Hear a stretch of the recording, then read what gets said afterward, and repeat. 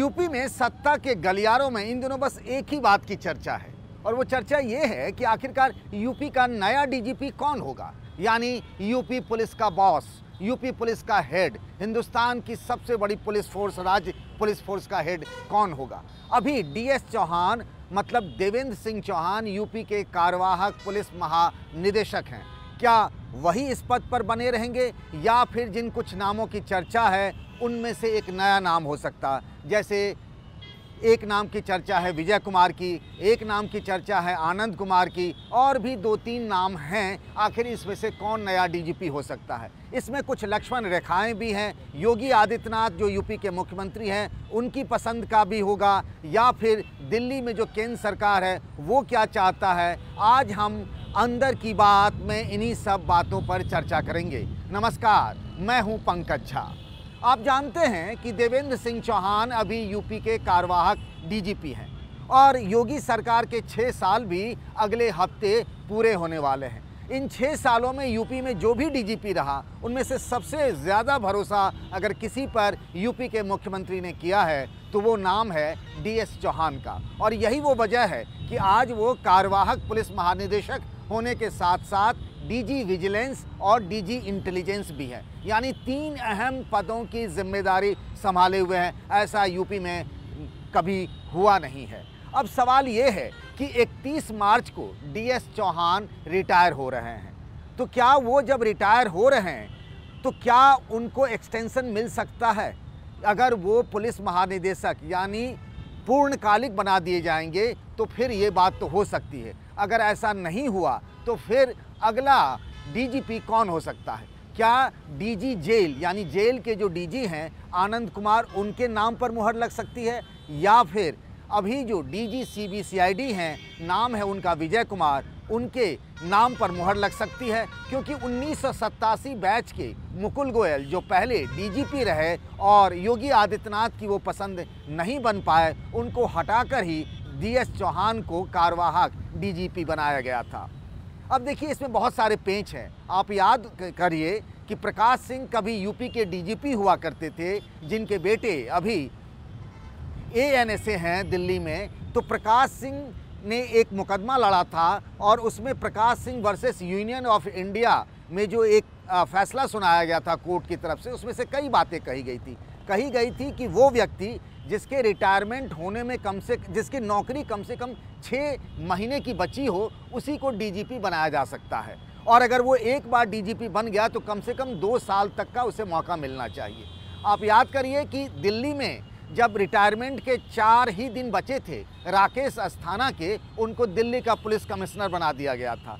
फिर ये मामला कोर्ट में गया था, लेकिन कोर्ट ने कहा था कि दिल्ली पुलिस को लेकर के ये Prakash Singh versus Union of India वाला जो मामला है वो वहाँ नहीं बनता है। तो वहाँ पर 4 दिन रिटायरमेंट में बचे होने के बावजूद भी राकेश अस्थाना को दिल्ली पुलिस का कमिश्नर बना दिया गया, क्योंकि वो केंद्र सरकार की पसंद के चेहरे थे। अब हम चलते हैं यूपी में। यूपी में वो फॉर्मूला लगेगा, यानी कि Prakash Singh versus Union of India. नियम ये कहता है कि यहाँ से सीनियर मोस्ट आईपीएस अधिकारियों का एक पैनल यूपीएससी को यानी संघ लोक सेवा आयोग को भेजा जाएगा। फिर संघ लोक सेवा आयोग उन अधिकारियों में से जिनके पास कम से कम 6 महीने की सेवा बची रहे और फिर उनका कार्य अनुभव अच्छा हो, उनका ट्रैक रिकॉर्ड अच्छा हो, ऐसे 3 नामों का पैनल वापस राज्य सरकार को भेजेगी और उन 3 में से किसी एक को डीजीपी बनाने की एक परंपरा रही है, नियम रहा है। अब इसमें कैच वर्ड ये है कि चूंकि डीएस चौहान 31 मार्च को रिटायर हो रहे हैं, तो क्या उनका नाम पैनल में जाएगा, जो कि आज की तारीख में योगी आदित्यनाथ के सबसे भरोसेमंद आईपीएस अधिकारी हैं। लेकिन चूंकि वो रिटायर हो रहे हैं तो क्या उनका नाम पैनल में जाएगा? इसमें भी एक पेच ये है कि कानूनी जानकारों का ये मानना है कि डेट ऑफ वैकेंसी यानी जिस दिन से डीजीपी का पद खाली हुआ था, यानी पिछले साल 11 मई 2022 को मुकुल गोयल को डीजीपी के पद से हटाया गया था।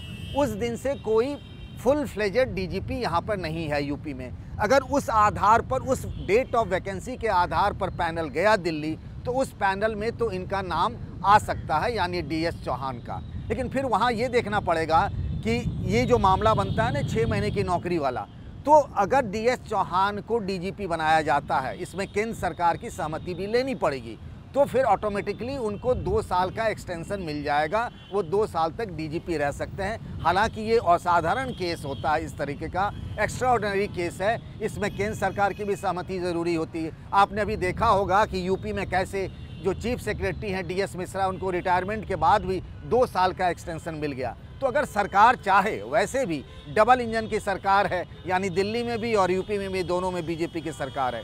अगर डीएस चौहान को ये मिल जाता है तो फिर वो डीजीपी बने रहेंगे, अगर वो नहीं तो फिर कौन?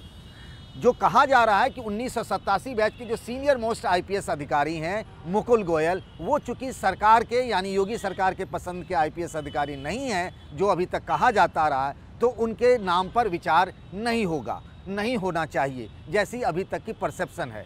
फिर 2 नाम बचते हैं, मैं 2 ही इसीलिए कहता हूँ, 1988 बैच के 2 नाम। हालांकि 1988 बैच के 4 अधिकारी हैं, उसमें आर.के. विश्वकर्मा हैं और अनिल अग्रवाल हैं। अनिल अग्रवाल अप्रैल के महीने में रिटायर हो रहे हैं, आर.के. विश्वकर्मा जो हैं वो मई के महीने में रिटायर हो जाएंगे। लेकिन ये जो डीजी जेल आनंद कुमार और डीजी सीबीसीआईडी जो हैं विजय कुमार, उनकी नौकरी बची है। तो क्या इन दोनों में से किसी नाम पर मुहर लग सकती है?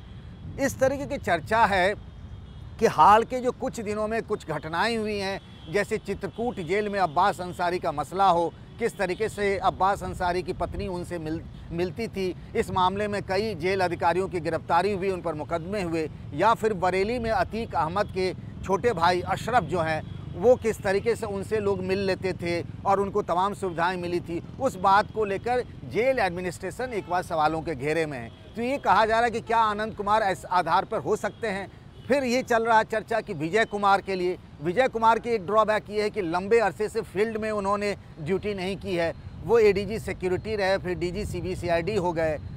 एक चर्चा ये भी है, और वो हो भी सकता है, चूँकि वो अधिकार योगी आदित्यनाथ को है, वो कहा जा रहा है कि किसी एक को डीजीपी बना दिया जाएगा इन 2-3 नामों में से, और एक नया पद बनाया जा सकता है डीएस चौहान को लेकर। जैसे दिल्ली में एनएसए हैं Ajit Doval, national security adviser, उसी तरीके से यहाँ यूपी में स्टेट सिक्योरिटी एडवाइज़र या चीफ सिक्योरिटी एडवाइज़र जैसा कोई पद एक नया बना दिया जाए। वैसे भी यूपी में 3-4-5 तो सलाहकार हैं ही, तो एक नया पद बना दिया जाए और उस पद में बहुत सारी शक्तियां यानी पावर समाहित कर दी जाएं। उसमें आईपीएस अधिकारियों से लेकर ट्रांसफ़र से लेकर, मतलब ऐसा कर दिया जाए कि डीजीपी उनको रिपोर्ट करें। इस तरीके का कोई अगर पद बन जाता है, जिस तरीके से वहाँ होता है कि तीनों चीफ जो हैं वो एनएसए को रिपोर्ट करते हैं, अगर ऐसा बनाकर डीएस चौहान को बना दिया जाए, इस बात पर भी विचार हो रहा है। अब हमें इंतज़ार करना पड़ेगा कि आखिर 30 तारीख के आसपास क्या होता है। ये फैसला योगी आदित्यनाथ को भी लेना है और इसमें केंद्र की सहमति भी ज़रूरी है।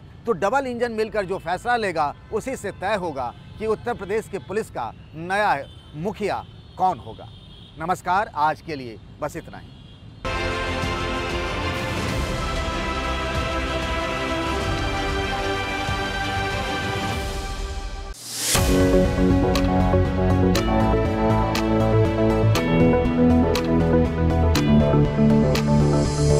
Thank you.